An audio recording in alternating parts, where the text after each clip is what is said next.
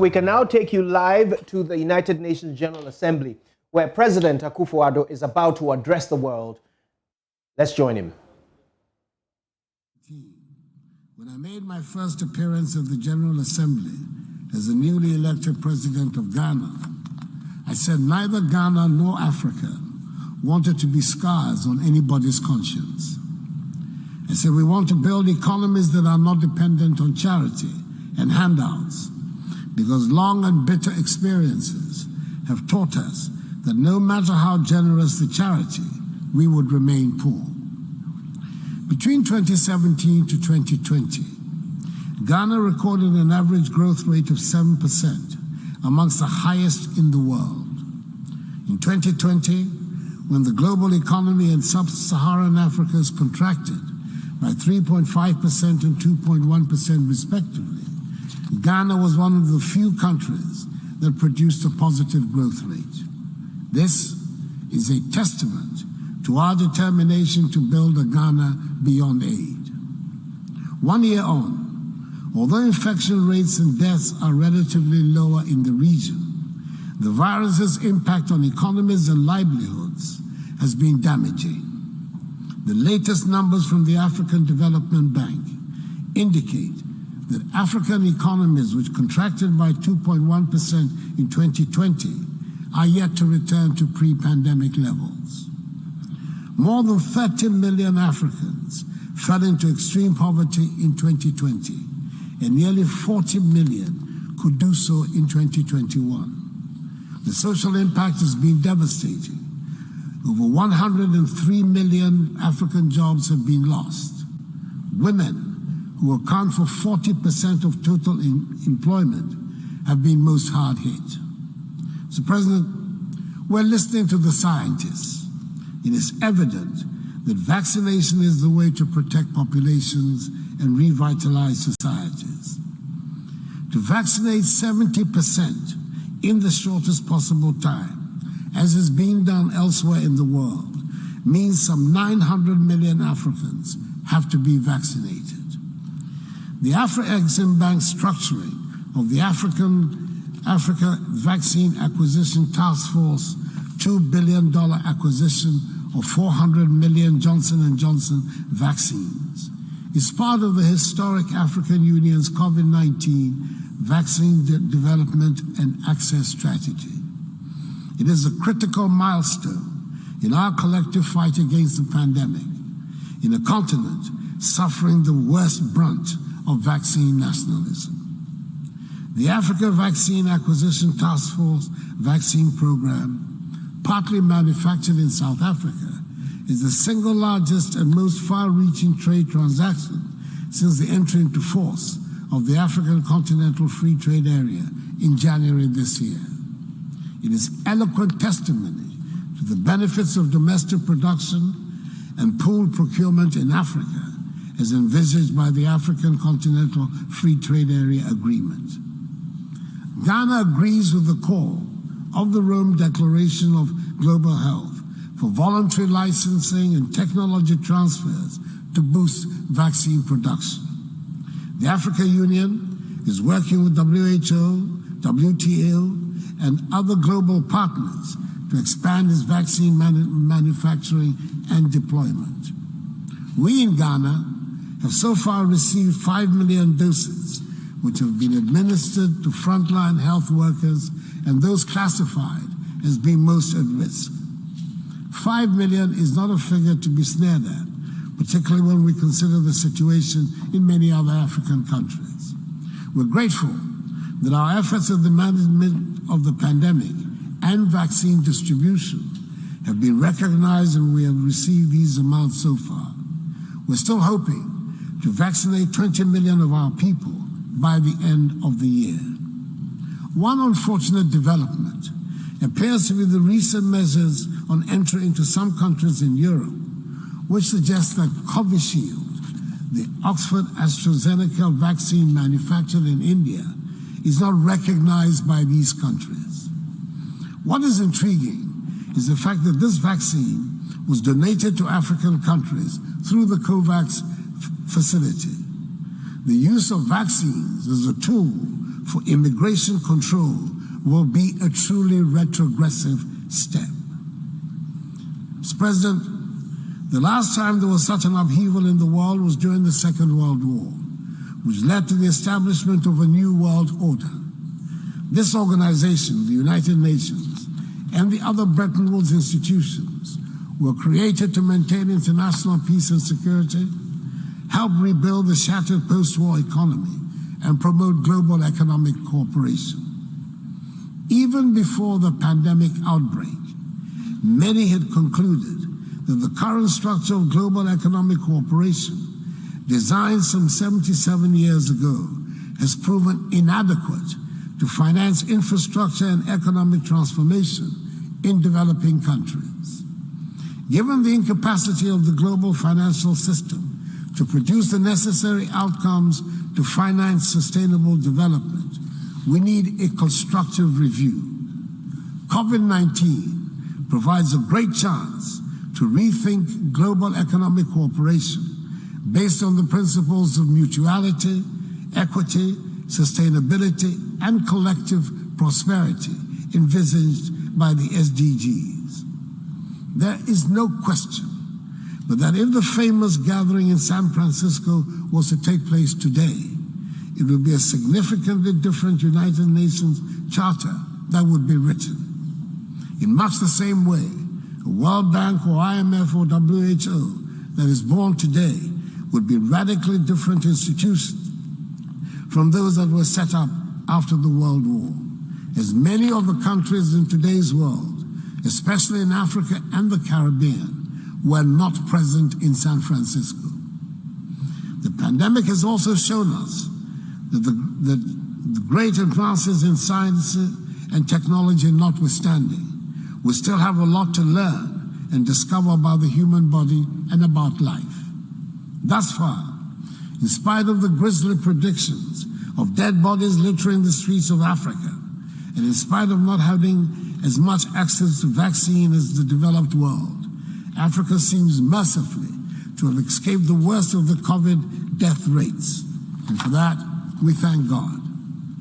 Ghana wants to share a few thoughts which we believe should form the basis for the new global cooperation.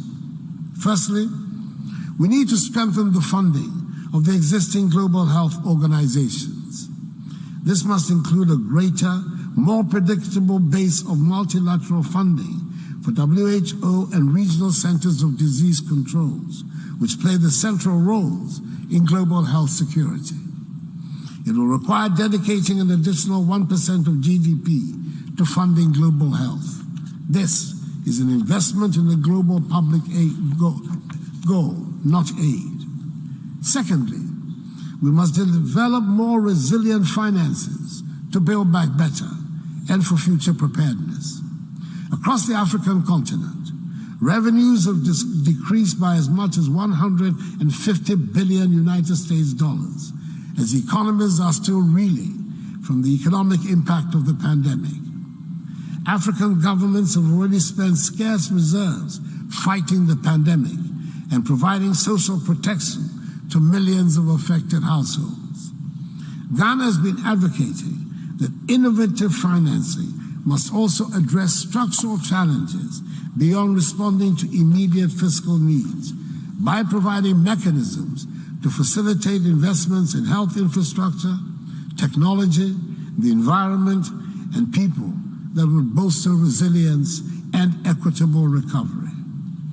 The IMF's unprecedented $650 billion United States SDR allocation offers a unique opportunity to provide additional financial resources to address the vast and surging inequities the pandemic has revealed and a crisis to come. Africa's allocation is some 33 billion United States dollars. If ever there was a time for an African Marshall Plan, it is now. The SDR infusion should be seized upon as a catalytic effort to leapfrog Africa to the next level of human development and ensure sustained global prosperity. African leaders have advocated for a prudent and transparent channeling of 25 to 35% of SDRs, that is $160 to $230 billion, from wealthier to vulnerable countries, $100 billion of which should be dedicated to Africa. We welcome the support of the European countries represented at the Africa Summit in France, the IMF, the G7 and G20 to some SDR redistribution. Mr. President, proceeds of channeled SDRs should fund vaccine acquisition and manufacturing, climate and green investments, and a Pan-African stability mechanism, like the European Stability Mechanism, that will safeguard financial stability on the continent. A part of the redistribution should also help fund the recapitalization of the African Development Bank to enable speed and flexibility in deliberation and decision-making. Admitting the African Union to an expanded G21 would have the same galvanizing effect within Africa that the EU's participation in the G20 has within Europe, strengthening policy coordination and coherence across the 54 African economies. With the African Union at the table, the group suddenly would have representation for 54 more countries, 1.3 billion more people, and 2.3 trillion more output. This extraordinary increase in representation will add just one seat to the table and about 10 minutes to the discussion.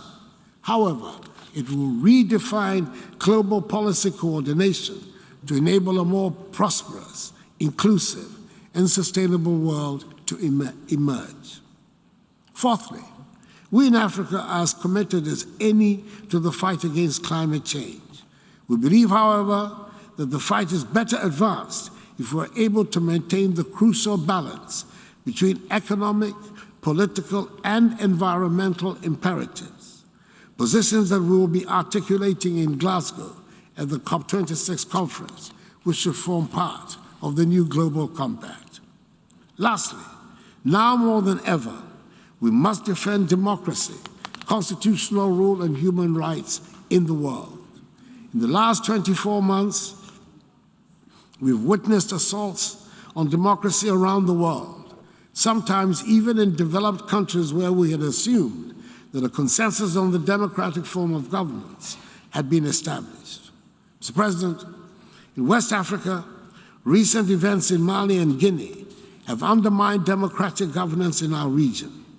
ECOWAS, the regional body whose authority I have the honor to be the current chair, is unreservedly committed to maintaining democratic governance in the ECOWAS community. That is why both Guinea and Mali, foundation members of the community, have been suspended from its organization pending the restoration of democratic governance. We welcome the support of the United Nations for the measures taken. ECOWAS has given Guinea 6 months to do so and requested the immediate release of President Alpha Condé. On my visit to Conakry last Friday, the military leaders indicated their willingness to see to his imminent release, and it is our hope that they will keep to their word. The authority has also made it clear to the military government in Mali that it is not prepared to negotiate an extension to the February deadline for the holding of democratic elections, as the essential steps to be taken can, with political will, be effected within the ECOWAS-sanctioned timetable. It is better that a government with a democratic mandate be in place as soon as possible to implement the necessary reforms for the future stability and growth of Mali, thereby enhancing capacity for the all-important fight against terrorism in Mali and in the wider Sahel. We in Ghana highly resolve that we will continue to defend democracy and constitutional rule and uphold human rights. We shall work to strengthen the institutions that support democracy in our country and in our region. We shall continue to support the United Nations and other international organizations to help remind us that indeed, no man is an island entire of itself. I thank you for your attention. On behalf of the General Assembly, I wish to thank the President of the Republic of Ghana for the statement just made, and I request protocol to escort His Excellency. President Akufo-Addo there completing his address to the United Nations General Assembly. Of course, this happening for the first time in the past 2 years, thanks to COVID-19 keeping everybody away from this August gathering. As the President takes his leave of the podium, I'm joined in the studio by Raymond Akwa. He and I have been paying close attention to what the President had to share. And he did have quite a bit to share, mostly about COVID-19. Certainly, and it was interesting how he took the fight to them. You know, there's currently, I mean, he calls it the COVID passport war, which is basically countries saying, especially countries that refer this to the same vaccines, especially the AstraZeneca that was done in India, and there's AstraZeneca done in Europe too, and there's a difference between that. The main problem they first cited was that EU itself had difficulties with the authorization and the, how do you call it, there's a process for it, the quality assurance of the facilities that were producing the AstraZeneca vaccine from India, and that they said they have not completed it as of March, and they extended it to July, and still they claim that the completion has not been done. And these completion requirements made it difficult for the EU to accept. So countries like us, when we go to those countries with the AstraZeneca card that we've been given, like in Ghana here, in fact, it's part of that completion process. If you do recall, some people were asked to send further information for them to really, myself, I was asked by Kolebu to send more information for them to cross-check what they had in their system so that they can verify and then have a comprehensive sort of data that they can send to the embassies and also through to the airports so they can travel nicely. But it looks like that has been still rejected by the EU and other countries. Recently, we understand the UK has joined that particular list. So they'll treat you like somebody who's not been vaccinated. That is what the President is complaining about. And predominantly, it is countries in Africa, Asia, and the Pacific who seem to be at the brand or receiving end of these sanctions, because we are also the people who are predominantly using Indian AstraZeneca vaccine. And that's what the President complained about. In fact, his complaint is also to the point that if they don't fix it, we are taking us back to the years where we basically had different rules for different countries when it comes to accessing the airports, and made it difficult for others to be part of the conversation right from the beginning. And he also talked about the progress we have made. He talked about the fact that we are still vaccinating a lot of our people. What was interesting was when he mentioned that we've had 5 million so far, because as we speak, we have only done vaccination for about 1.2 million people, which is below the 5 million. Indeed, on the continent, we are not in the first 10 countries that are really gone through vaccination or are on the list of those with very high marks when it comes to vaccination. Those countries predominantly have Seychelles and also countries like South Africa, all doing more than 10%. In fact, the very predominant population within the first 10 have all done at most 15%, which looks like a good picture. Looks like we're still below the 5% with the 1.2 million that we are doing our vaccination with. So what he actually said was that Ghana has received 5 million doses. Is that accurate? Even if we've only administered 1.2 or so, have we received 5 million doses? I mean, what we have been told officially, and the ones that have come through the airports that they've done fanfare for, which they officially report, if you put it together, should be around about 3 million put together. Right. But of course, I mean, there is no way you can independently say that we have not received it since you're not at the borders and you're receiving the information. And I was talking to you about which countries are doing well on the continent. So apart from that, Mauritius has done 55% of its population. Morocco has just done 45% of its population. Then Tunisia, 26%.